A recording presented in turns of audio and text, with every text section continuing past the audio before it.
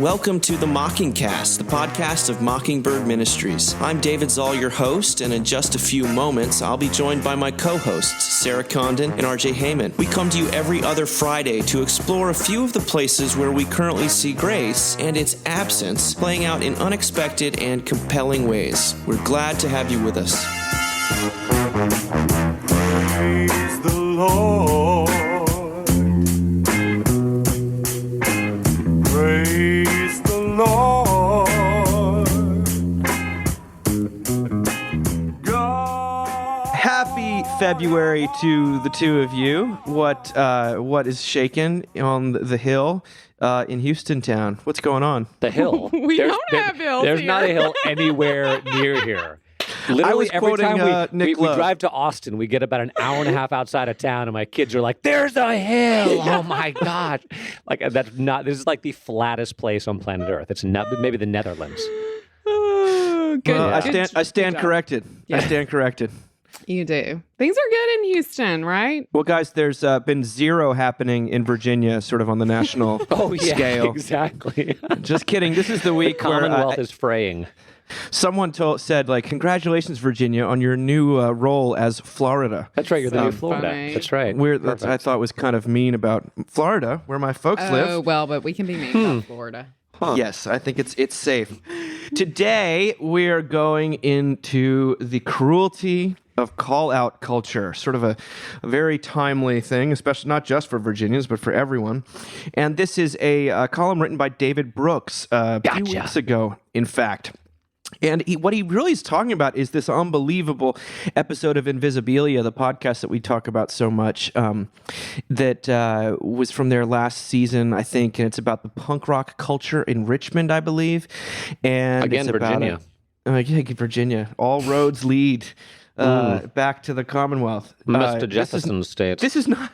None of these are good roads at this point, but this is, it's about a young woman calls out her friend for sending some sort of, for sexting someone in an unwelcome way, and she sort of ruins his band, and then she starts a band, and it comes out that she had written a sort of a laughing emoji about I think a nude picture of one of her friends when she was younger. Anyway, this comes out and she is called out, and then overnight, her band which was sort of her whole life, is taken from her, and she's sort of destroyed. So the same thing happens to her that she sort of engineered with this guy, and this is where we pick up what Brooks says. She says, like, this is everything to me, and it's all just like done and over. The guy who called out Emily is named Herbert. He told Invisibilia that calling her out gave him a rush of pleasure, like an orgasm. So gross. This is the Keep New York going. Times. He was asked if he cared about the pain Emily endured. "No, I don't care," he replied. "I don't care because it's obviously something you deserve, and it's something that's been coming. I literally do not care about what happens to you after the situation. I don't care if she's dead, alive, whatever." When the interviewer, Hannah Rosin, showed skepticism, he revealed that he too was a victim. His father beat him throughout his childhood. Now, here's Brooks speaking. He says, "In this small story, we see something of the maladies that shape our brutal cultural moment. You see how zealotry is often fueled by people working out their psychological wounds. You see that when denunciation is done through social media, you can destroy people without even knowing them. There's no personal connection that allows apology and forgiveness. You also see how once you adopt a binary tribal mentality, us, them, punk, non-punk, victim, abuser, you've immediately depersonalized everything. You've reduced complex human beings to simple good versus evil. You've eliminated any sense of proportion. Suddenly, there's no distinction between R. Kelly and a high school girl sending a mean emoji. Do we really think cycles of cruelty do more to advance civilization than cycles of wisdom and empathy? I'd say we no longer gather in coliseums to watch people get eaten by lions because clergy members, philosophers, and artists Super Bowl. have made us less tolerant of cruelty, not more tolerant. And this is my favorite part. He says, even the quest for justice can turn into barbarism if it is not infused with the quality of mercy, an awareness of human frailty, and a path to redemption. The crust of civilization is thinner than you think. Now, I'll just say two things before I throw it to you guys, but this reminds me of what Ruby Sales said when she came to Charlottesville. I think I've referenced it before. After August 12th, Ruby Sales, who's she's actually sort of a civil rights activist from, she was a little girl when John Merrick Daniels, the Episcopal priest, shielded himself from her. She's a young black girl, and she was sort of, her life was saved, and she's become this incredible speaker and activist. And she said that, make no mistake, that no any way forward that doesn't allow for redemption of the perpetrator is revenge, not reconciliation. And that was a very, very brave thing for her to say. But I also loved how he calls out call-out culture, for lack of a better term, for what it is, which is it's a pleasure. There's a rush. We've talked about this with Tim Kreider, and one guy on Facebook said that it's cruelty as a rush. Here it's this sort of, they talk about it sexually, but it's usually perpetrated by those working out their psychological wounds. Not to say that there's not any injustice at the heart of these things, but I thought he captured the brutal dynamic with which we are currently living. What did you guys think of it? So many thoughts. As you were talking, Dave, about mercy for the perpetrator and for the victim, it made me think of the church where you serve, and the hard sermon that your rector had to give a few years ago in the midst of, I think, some kind of sports-based, collegiate sex scandal, if I'm remembering correctly. Am I remembering correctly, Dave? You mean George Hughley, when the lacrosse player yes. murdered Yardley Love? Or he murdered, he killed her. He definitely... Yeah, where you're, that's right. So that's what it was. But your Paul Walker, amazed, talked about, I think you told me, I didn't listen to this sermon, but talked about mercy for, again, the perpetrator and the victim, which is a difficult thing to do in hard circumstances like that, but and delicate. But that's what we believe in. I actually went back and listened to that Invisibilia episode again, which is so good. And all due respect to David Brooks, the episode is way, way, way better than his article. And the thoughts which popped in my mind were number one, just how classic a story this is. How it doesn't matter whether you're talking about, first century Palestine or a punk rock culture in Richmond, Virginia, that when you get a group of highly moralistic, committed people, this is what's going to happen. That it just happens over and over and over again. And it makes me think of seculosity, that even though the Richmond punk rock scene would never want to think about themselves in religious terms, that's exactly what they were.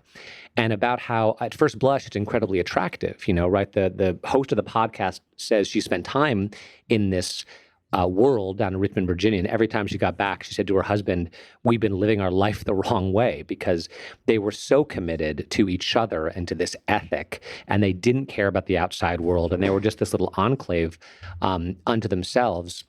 But of course, what they end up doing is kind of killing their own.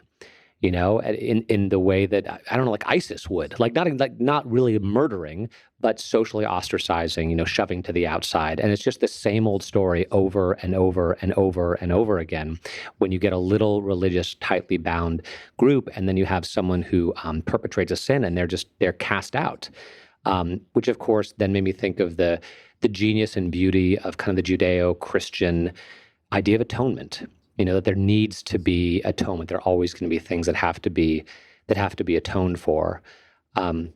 So I thought about that, and then I thought about kind of this call-out culture in general, and I thought about Jesus, and I kind of realized that Jesus actually called everyone out. He called everyone out. I think about the woman at the well. Yes, you are right that you are not married. You've been married 5 times, and the man you're now with is not your husband. Or I think about the woman, he says, it's wrong to give the children's food and give it to the dogs, or he's just constantly calling people a sinful and rebellious generation.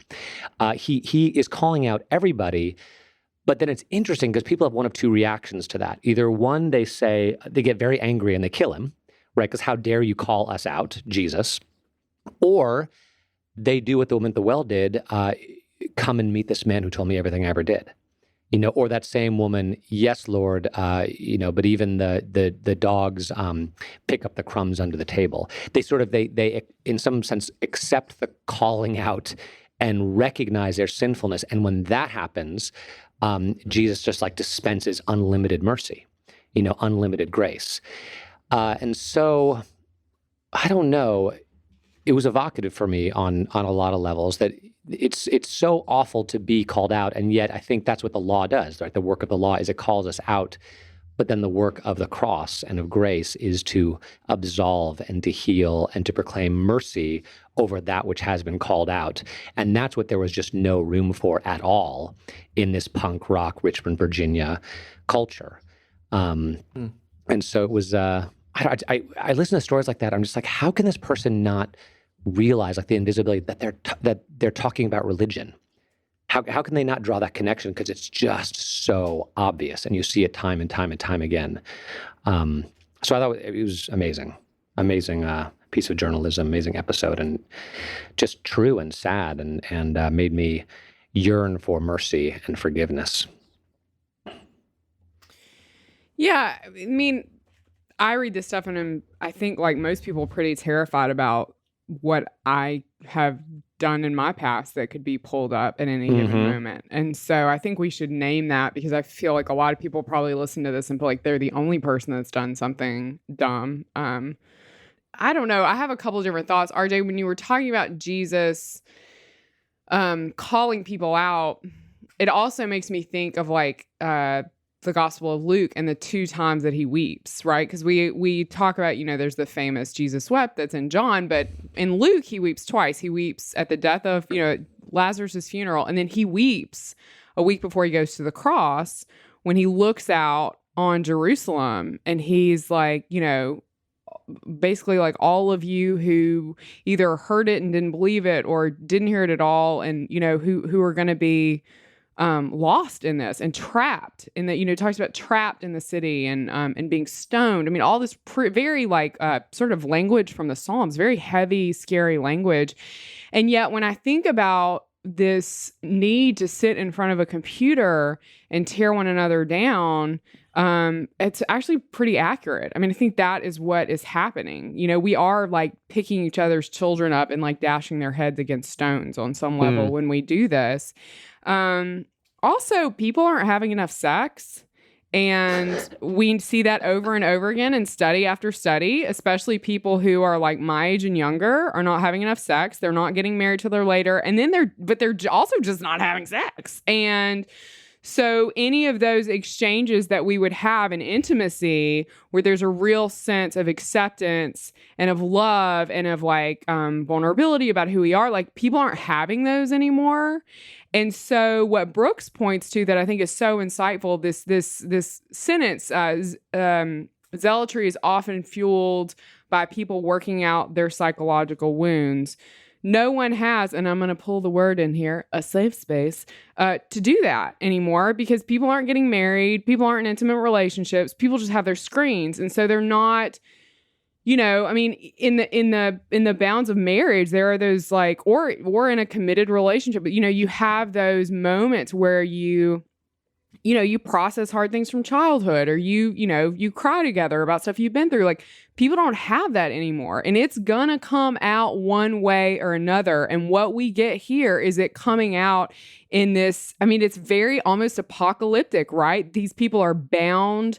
They're like closed into the city, and it's like stone or be stoned kind of mentality. And they're destroying each other over, I mean, what Brooke said that really stayed with me is like that whole thing about there's no distinction between R. Kelly and a high school girl sending a mean emoji. Like, it's all up for grabs. Like, if you ain't scared about what you've done, like, you ain't remembering. You know what I mean? Like, it's crazy. There was also this past week, and I had the lectionary was about the Jesus being in Nazareth and saying these, he sort of puts down the Nazarenes by saying like, God came, like Elisha went to the widow at Zarephath, that I'm not actually here to grant you special status. And he sort of calls them out for thinking that they're insiders, and they react to that judgment. They react to that, to that judgment by wanting to kill him. I mean, they go and try and throw him off a cliff. Yeah. And that is where people go when they're judged like this. Of course, Jesus, he passes through them, and this radical reversal happens again, and it happens in Jerusalem, and we all know where that ends. It happened with him sort of taking on the judgment of the world in this beautiful way. But I see this mob mentality working out. I grew up for a while. I was living in Germany when I was a kid, and I'm not going to talk about Nazis. It was very soon after the fall of the Berlin Wall, and we lived with a man who had been put in jail by the East German Stasi, by the secret police, because he essentially got called out for writing a letter that said too much in the West. And at that point, if you wanted to destroy someone's life, you could do it very, very, very easily. And it's not that we haven't always been vindictive and haven't always wanted our way and to sort of be righteous use it and find scapegoats, but to see that, people being forced to act on this in a way and not see it as something that, we're all screwed up and there's got to be some way to distinguish between a mean emoji and R. Kelly. It reminds me of the fear that gripped that culture in which I was living. And if people watch The Lives of Others, that amazing movie, then you see what we're talking about. It's not that long ago. So people make these jumps into history, and you think, whoa, wait a second, that's we're talking about Richmond, Virginia in 2019. But I don't know. When people feel this judged, they want to kill the person who's judging them, and they also want to whitewash their own past in a way that allows for zero transparency or authenticity. And I think, Sarah, your point about the lack of intimate relationships is a fascinating one. Dave, what you said about when people feel this judge, they want to kill you, that is true, or they just fall on their knees and beg for mercy. That the people that Jesus doesn't call out are the ones who've already been called out, like the woman caught in adultery. Like, she's been called out, and she knows she has no hope, and he dispenses nothing but unlimited grace on her. And so I do think you're totally right. The fruit of judgment in the law is rebellion and anger. And we all are guilty of crucifying Jesus, but there is also a response of humility, that Jesus talks about in the Beatitudes, like blessed are the poor in spirit, blessed are those who mourn, blessed are those who hunger and thirst for righteousness. And also, both of you guys mentioned what David Brooks said about there has to be some way to distinguish between, the mean girl emoji and R. Kelly. But Jesus says no, that those are actually the same thing, right? Like that. Right? That's uncomfortable. It's uncomfortable. Right? You've heard it said 5. That, do not commit adultery, but I tell you that lust is the same. Don't commit murder. Anger is the same. And I understand what you're saying, because there's an eternal component and a temporal component. Totally, yeah. But what I loved about Emily everyone go listen to the Invisibilia episode. There's a little bit of uncomfortable kind of sex talk, but if you're a grown-up, you can handle it. Hopefully you're having sex. Sorry. Well, no, but she doesn't. She's the one who gets called out for she was a bully. She was a teenage female bully, and she owns it all the way. She's like, I didn't post that picture, but I was there, and I was part of that conversation, and I shamed that person. And to her credit, she doesn't shy away from her sin. She doesn't equivocate. She doesn't justify. She also has shown no mercy whatsoever. But part of this is recognizing that for those, the Pharisees' problem is that they thought there was a difference between the emoji and R. Kelly. And Jesus says, no, whitewashed tombs. No. You're the same. And so everything's got to be leveled. It must be, the playing field must be leveled under the law in order to be resurrected equally resurrected under the gospel. So again, I understand what he's saying, but as Christians especially, being called out is what we are. Like, that's what Jesus does. That's what the law does. And we need to be prepared to be called out. And when we're called out externally, internally, whatever, we just get on our knees. We're like, yeah, you're right. Oh my God. I'm so sorry. You're right. I blew it. Please have mercy on me. Forgive me. And then we're prepared to, what is it? Forgive us our trespasses as we've forgiven others their trespasses, So, all right, I'm done now. Yeah. No, That's good, man. It's beautiful. I think that's our hope. I mean, the things about seculosity when we talk about secular religions, they're like religions. They're like any other religion. If it's a religion purely of law, there's just no grace. There's no so it becomes a dead end, and not only that, just sort of a vehicle of exhaustion and self-righteousness and right, which is which is something we talked about on here before, and I do love what RJ's saying, and I think to the point about your book is like, there's actually no when we have when we have the conversations about Me Too, right? Or we talk about somebody like Louis C.K., like the clear message we get from culture is he cannot be sorry enough. Yeah. I mean, that's the message we get. Like because you see they'll have these conversations with, sort of the talking heads, whatever academic or psychologist or whoever they've got on, trying to process this. Well, what can they do? He showed up and he played at this club and, what can he do? And it's like, he can't do anything. He cannot do anything but be cast into the outer darkness. That is the only way that we will feel better about him. And that is some dark ass. I mean, that is dark, and it's also why Christianity is super annoying, because we keep bringing that outer darkness, like we keep pushing that light into the outer, you know what I mean? And it's just I mean, I get why people don't want to be Christian, it's a hard pill to swallow unless you've dealt with, unless you have had those moments RJ talks about where you just fall to your knees and you're like, oh, it's the escape hatch in so many ways, right? Like it's the only escape hatch. Jesus be an escape hatch, There's also that anthropologist they talk to, which David Brooks mentions about how social progress is made through violence and through a group coalescing around a group of norms, and then basically just killing anyone who doesn't subscribe to those norms, who says, I'm not going to play by your rules. And they're like, fine, we're just going to kill you. And how that's kind of, quote unquote, how things get better. But of course, as he was talking about that, I was like, okay, in Christianity, who is the one who doesn't conform to our norms and who transverses our moral and ethical boundaries and that we kill? It's Jesus. Like, let's remember, right? Breaks the Sabbath, heals the people, loves the sinners.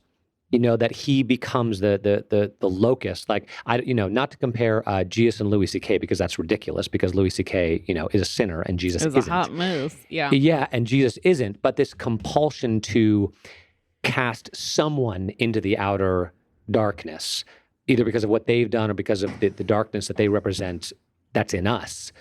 Jesus does that too. Like he becomes he brings the light in by becoming the darkness. Yeah. The scapegoat. And he's the scapegoat. Exactly. He becomes the one who takes the penalty for everything. So anyway, again, I listened to this episode. I'm like, how it's so clear to me. Like how are you not seeing these in religious terms? But anyway. I know. I agree. It's a wonderful episode. It's a great column. And it's funny how many people forwarded that to me, by the way, and folks that don't feel like they're allowed to like David Brooks or feel like that they're not allowed to sort of publicly say that this is right. People from the left and from the right, especially people from the left who feel like they're not allowed to say it. But anyway, speaking of scapegoats and killing things to make ourselves feel better, or atoned for, we have Megan O'Geeblin, wonderful Megan O'Geeblin, who is interviewed, and we published something of hers in our new Faith and Doubt issue of the magazine, which went out this week. She's got a new column in the Paris Review, and her first column is called Objects of Despair, Fake Meat. And anyone, at least where we are in Charlottesville, people keep talking about the Impossible Burger. which is this new sort of veggie burger that has blood in it, that they've put blood in it, and it tastes so much like a burger, except for there's no animal killed. And this is what she writes about this current piece of cultural interest. She says, "It is odd that we have invested so much ingenuity into putting blood into fake meat when the oldest Abrahamic religion has fixated for millennia on its removal. In addition to its painstaking lists of clean and unclean animals, the foremost prohibition in the Hebrew Bible, reiterated again and again, warns against eating meat that, quote, still has its lifeblood in it. The reason for that is stated by God himself in the book of Leviticus. Blood was to be reserved for ritual atonement. The animal's life was ransom for your own, and its blood could not be consumed like a common food. As barbaric as this ritual appears today, it did rely on a rigorous spiritual algebra. The rabbis understood that nature was a scrupulous accountant who could not be cheated. If you wanted transcendence, you had to pay the price. If not by abstention, then by finding a living thing to take your place. Today, it is not Christ, but science that declares all things clean. Most of us have by now come to dread its never-ending factory of miracles. Bacon conjured from tempeh and wheat gluten. Meat lovers' pizza topped with soy sausage and cashew cheese. Ours is the dispensation of meatless buffalo wings and vegan Philly cheesesteaks. Early coverage of these products routinely declared them eerie, creepy, and a quote-unquote dark sorcery. Such derision reveals something more than aesthetic revulsion, something approaching spiritual unease. She goes on to say, for now, the sacrificial ethic persists in the language of quote-unquote substitution, which still appears on restaurant menus, where meat analogs are accompanied by an upcharge of $1 or $2. In raw financial terms, the new and improved fake meats are still more expensive than the lives of animals. And perhaps it is this fact, even more than the symbolism of blood, that reminds us that absolution always comes at a cost. Every dispensation of grace demands its pound of flesh. This is like the best theology piece I've read in a long time. It's crazy. She so is good. such an incredible nuts. writer. Oh my goodness. Yeah. And I'm not even really sure what it's about, because it's kind of Right. about everything at Right. once, you know? And I just want to I read it a few times and I want to read it about 10 more times and let it just wash over me. But the way that she just seamlessly intertwines, you know, ecology and theology and the Bible and Which is usually it's very genius. poorly done for the Oh record. my God, it's you know what I mean? incredible. Very Yeah. poorly done usually. Yeah, no. Yeah, this is remarkable. I mean, what I love in this is she doesn't really talk about us being self-righteous when we make these choices, and yet it's so evident, right, that this is like a thing we've all convinced ourselves we have to do. It's a thing that we've put a tremendous amount. I mean, Bill Gates has helped to pay for this. There's something about the sacrificial ethic, I think, which is stamped into the DNA of meaning and purpose. and the drive towards asceticism, self-denial, these rules we create. I mean, it's Yes. just, again, to go back to the early article, I'm just like, there's no difference between some punk rocker deciding what foods to eat and getting all tatted up and some devoutly Jewish person refraining from pork and wearing tassels. Like, it's the same thing, you know? It's always the same thing and always the same consequences. It's nuts. Or some super fundy Christian being like, I'm drinking and smoking and, you know, I don't know. It's just crazy, man. Every So crazy. dispensation of grace demands its pound of flesh. This sort of uncomfortable truth. Sorry, it's just so good. Yeah, I mean, it's this uncomfortable article is truth that bananas. there's some sort of It's so true. What is it? Brene Brown talks about forgiveness. There's got to be some blood on the floor. We've talked There's about got to that be blood on before. the floor. But- It's so true. When we eschew any kind of accounting structure to the universe, we basically eschew how life operates. Whether we may not can't want argue it away. You don't Yes. You may can't not argue it want away. it to. Maybe it shouldn't operate that way. Yes. But Yeah. what she has done is she has unpacked and you know, Megan, as she talks about, she went to Moody Bible Institute. Really? She understands these things from the inside out, and her whole book, Interior States. And she's a person who's sort of lost her faith, I think, but she talks about AA in really, really positive terms. But she basically has sort of left the world of Moody Bible Institute, which is a really hardcore world, if you know it, and kind of gone out into the world and seeing, well, wait a second, I thought I was leaving this behind. And I find myself right back in it. Maybe not in quite the same kind of degree of shame, but getting close. And it's a great But also book. not the same degree of absolution. Definitely. Probably. No, zero Yeah. absolution. Yeah.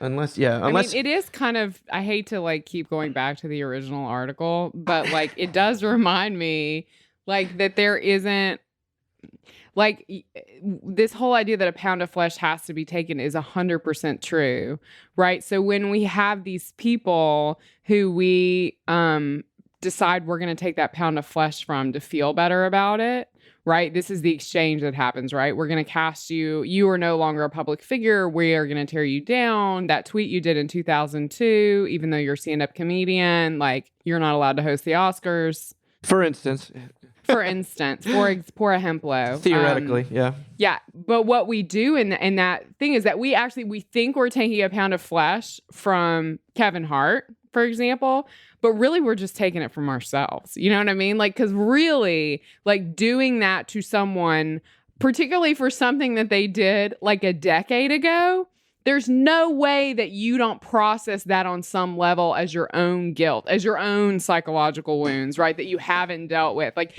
as your own fear that you will be found out too, you know?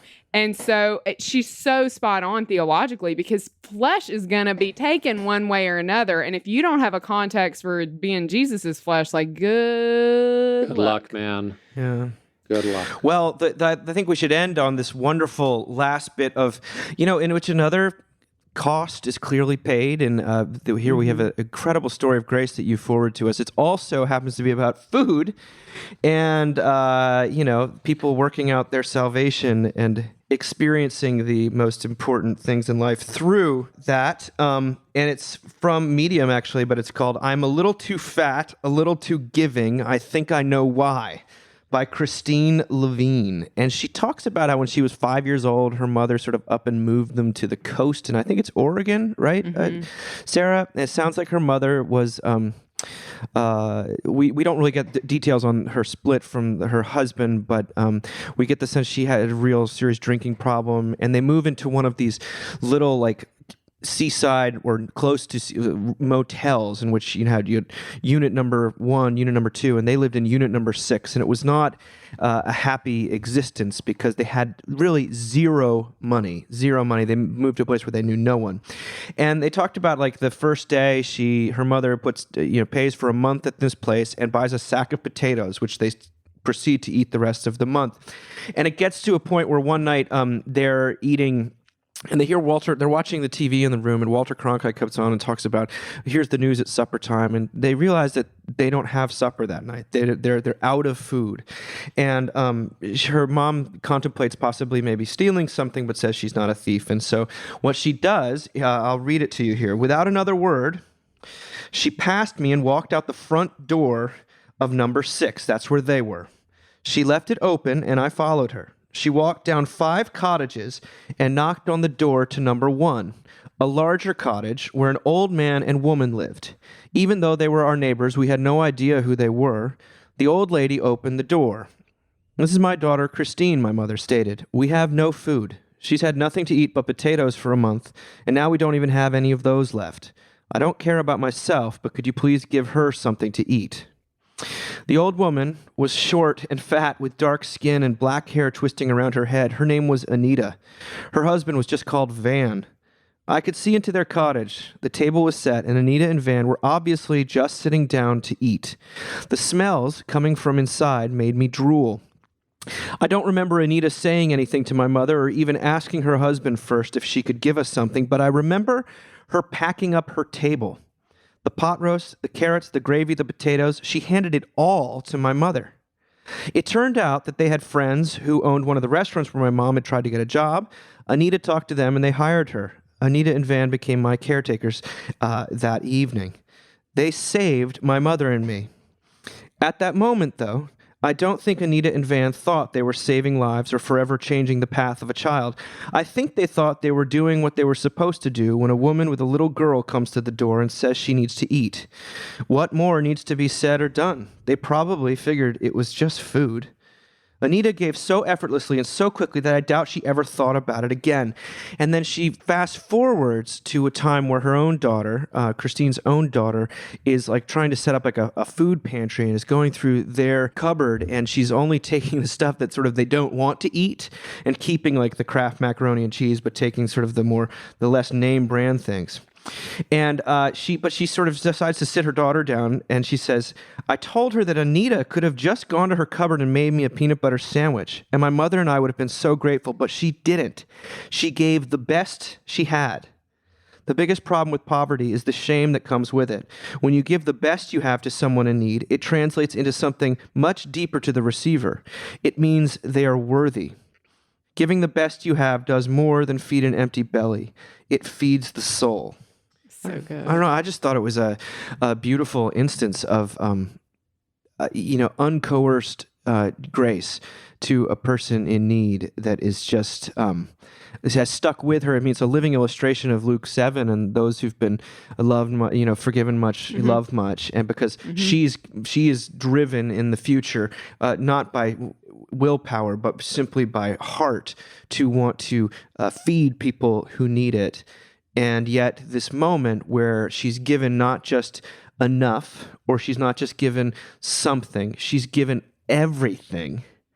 It's just over the top. And this kind of humble setting, I don't know, I found it to be profoundly moving and a beautiful instance of everything we've been trying to get at today.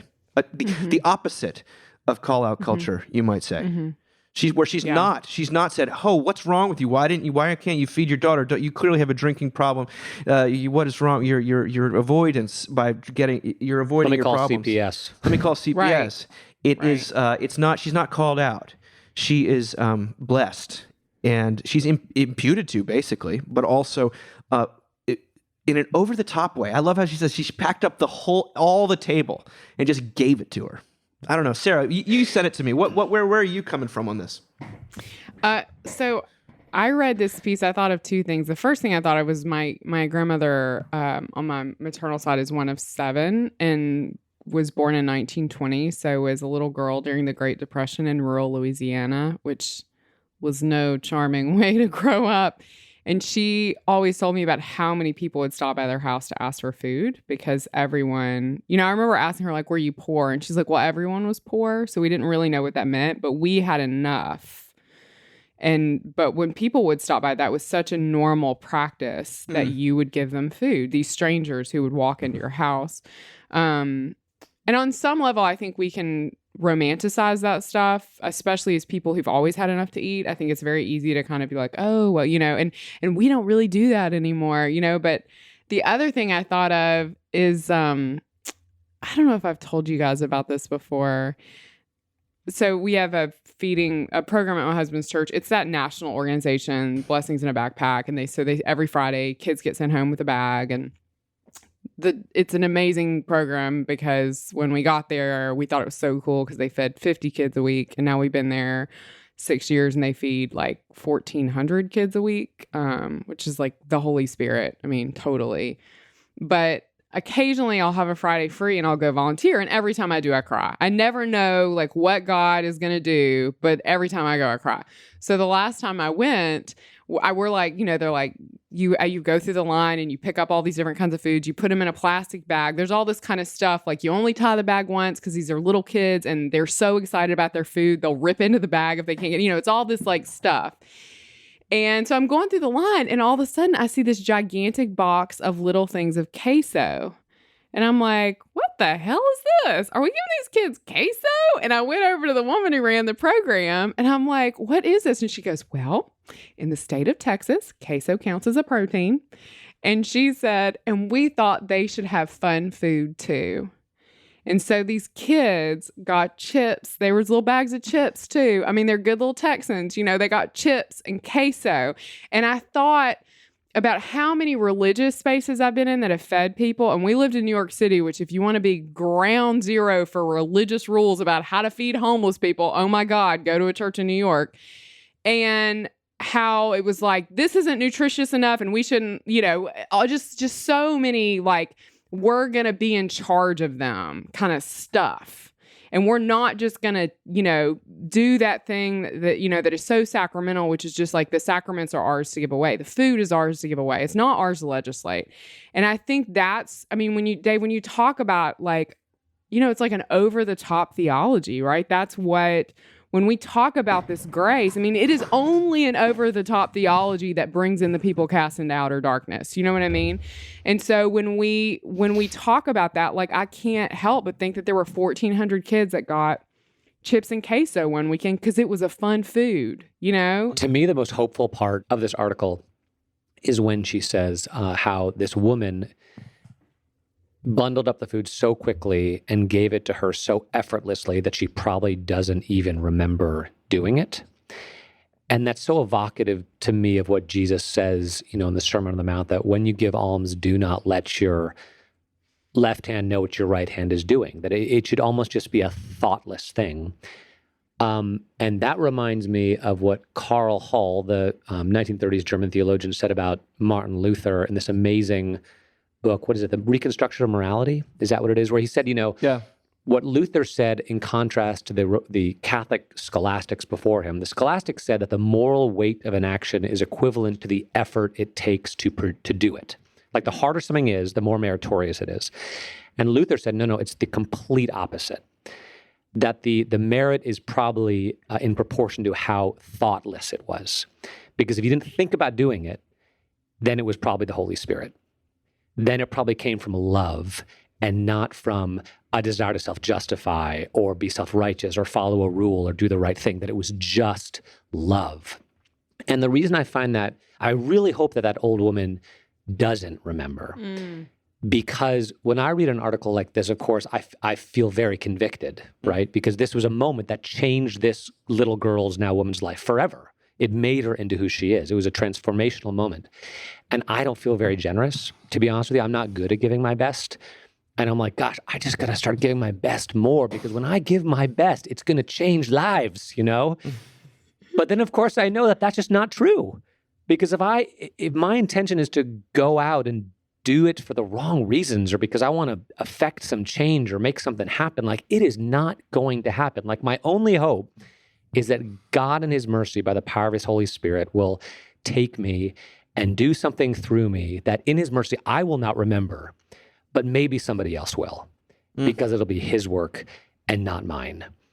And so that's my prayer, because I've had that experience where I've said to someone, gosh, when you did that thing for me, it meant so much, when I've been trying to, and they'll look at me like, I have no recollection of what you're talking about. Yeah. If you guys have had that experience as well. So that's the hope for me, that God actually does work through broken, sinful people like all of us to bring about hope and change in people's lives. Golly. Thank you, RJ. I sort of keep hoping he'll use you too. Sorry. Hope brings it. Keep praying. Keep praying, buddy. Thank you guys both for being here today. Just want to mention two things that we've just finalized our last speaker, our mystery guest for the New York conference, and that's going to be Leslie Jameson, who wrote The Recovering, and she is an unbelievable essayist and writer in New York. And also, our registration for Tyler, for our event in Tyler, April 5th and 6th opens. It's open now, and Sarah and I will both be there. And Steve Brown is the venerable Steve Brown, who's got a much better 3 free sins, baby, radio voice than any of us. I'm except for so nervous. So because I stole his prayer, like I totally stole his prayer. You got to do it. You got to do it in front of him. Now I'm going to do it in front of him. It's going to happen. Have you met him before? No, I was on his he's show. Awesome. He's so, such a good guy. Yeah, he's awesome. Well, we're going to be, that's 2 things going on in April, and Salty. The Faith and Doubt issue is out, and we're just grateful to all of you for listening. Talk to you again in a few weeks. Bye. Later. Bye.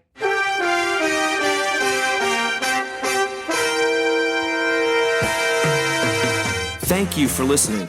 Remember, you can find us on the web at www.mbird.com. And we'd always love to hear from you at info@mbird.com. Audio production for the Mockingcast is provided by the Narrativo Group, and if you like what you've heard, please do drop over to iTunes and leave us a rating and review. Until next time.